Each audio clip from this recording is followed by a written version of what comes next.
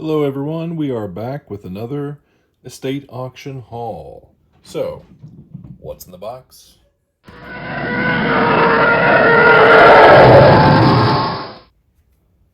Alright folks, welcome back to the channel. Thanks so much for tuning in.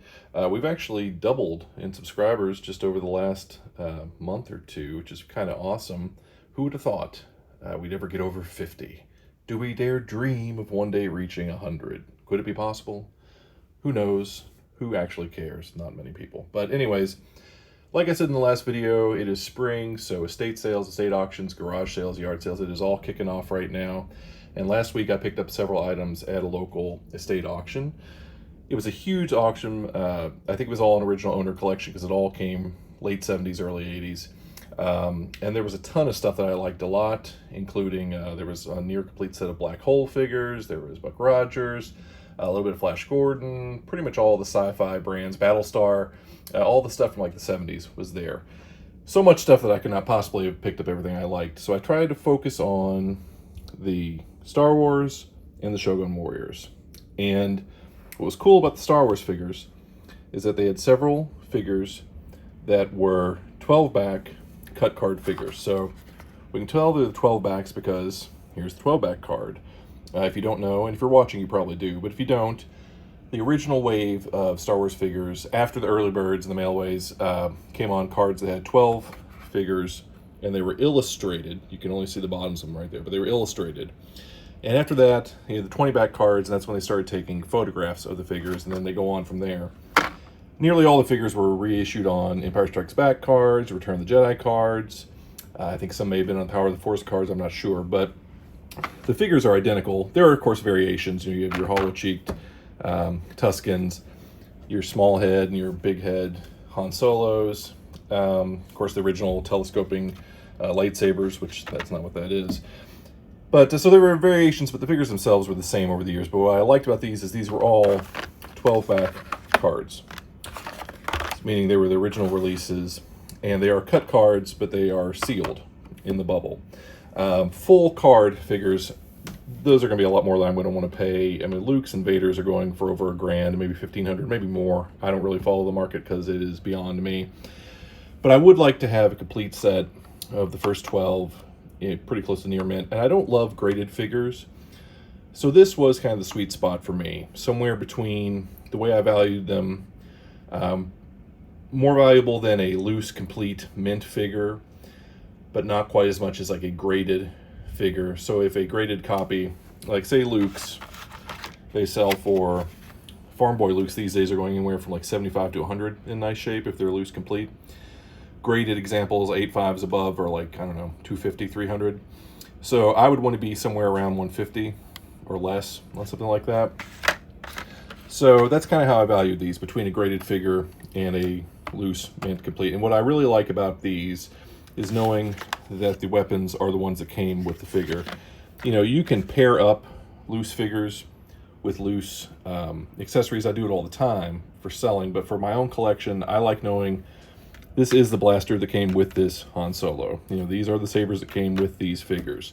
They are identical, perhaps, but knowing that it is the exact one that came with that exact figure is pretty cool to me. So, like I said, I focused in on Shoguns and Star Wars because that's what I was more into, and I wanted to get as much of it as I could. So let's look at each piece one by one. All right, first up on the haul, we've got the Shogun Warriors, and they had several pieces. In fact, I think it was a complete set of the 5-inch and 3-inch figures. I had to kind of choose my battles. Couldn't afford everything, but I did get 4 of the 6 original 3-inch, or I guess the 3.5-inch scale figures, the Mattel collector's figures. These are die cast and they are beautiful. I believe this is the first release. They were released in these skinny boxes with this green border. Later releases, basically this packaging kind of on a backer card, and I think they were released again in another package, but these are the first wave as far as I know. So of course you get Mazinga or Mazinger, depending on who you are and how you like to say it.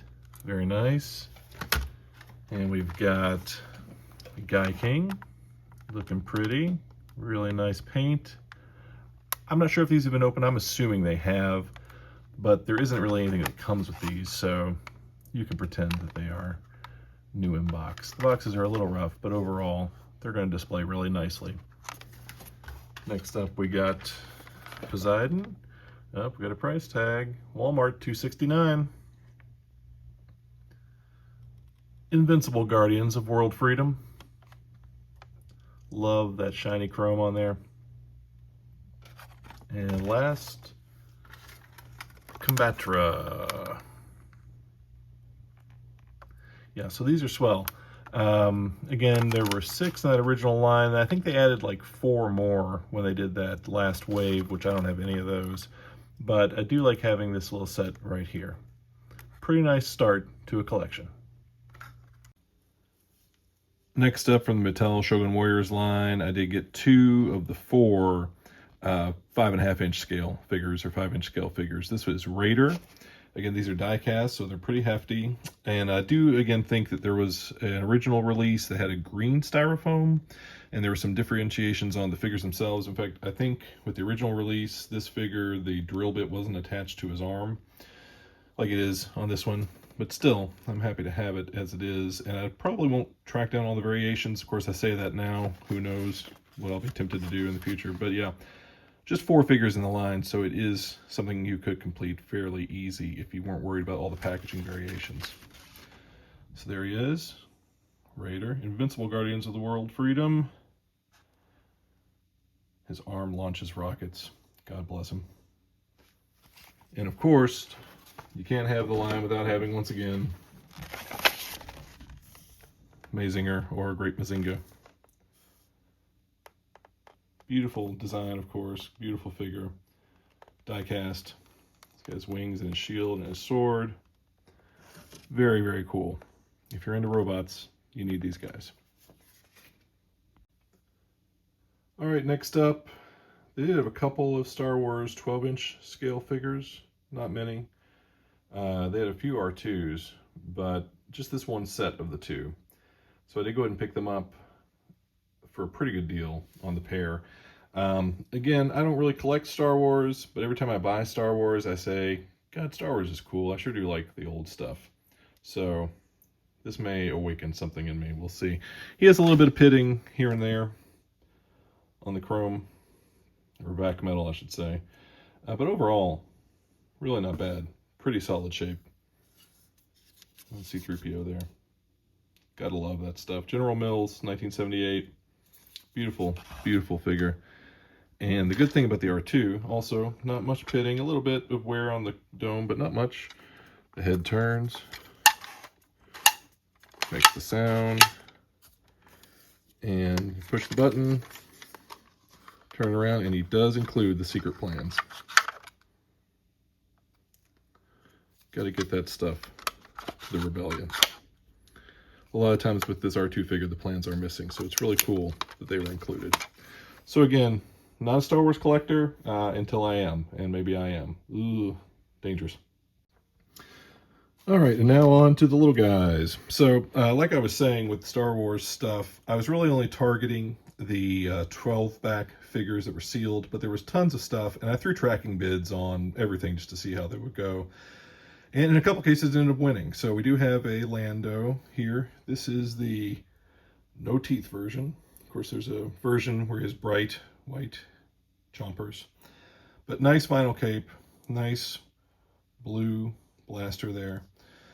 And like I said, I don't really collect the loose ones. I like to make sure the figures are authentic and that the weapons will go with the right guy. But I was hoping that with these figures, since so many of them were sealed and they all came from the same collection, that these would all be original, authentic as well. So I think I paid like 12 bucks for him. Not bad. Did get this Bib Fortuna. I wasn't really planning on it. The card, he is separated from the card, but you do get, again, a sealed figure. Has the Emperor Mail Away.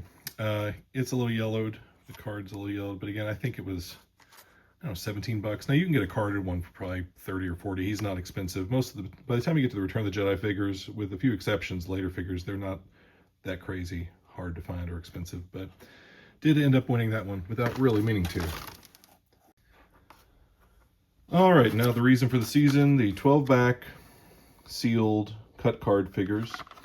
Again, they are, you can see the 12-back card art there. Now, of course, there are variations on the 12-back card art, I think depending on the vehicles that are shown and maybe some of the wording down here. But I still consider these the original releases. So we got a C-3PO, nice, shiny, and no pitting on that back metal. Very nice. There was an R2, I didn't get him. They had, I think, 10 of the 12 figures from the first wave, and I went after most of them, but a couple of them got to silly prices, so I let them go. But I did end up getting 6 of them, and I'm happy with what I got. We got a Tusken Raider, or a Sand Person, if you're racist. Not the Hollow Cheeks version, but still nice to have him. There's his points on his head, his nubs, if you will. Got his gaffy stick. So with these, I'm always worried about matching up the gaffy stick. These Star Wars figures came from so many different factories around the world that there are variations on the paint jobs and the colors like you would not believe. It is a deep dive you will never finish going down. I don't plan to go down that rabbit hole. We'll see what happens. Here's Chewie. You can see that is the blue-black blaster, or at least appears to be with the light shining through him.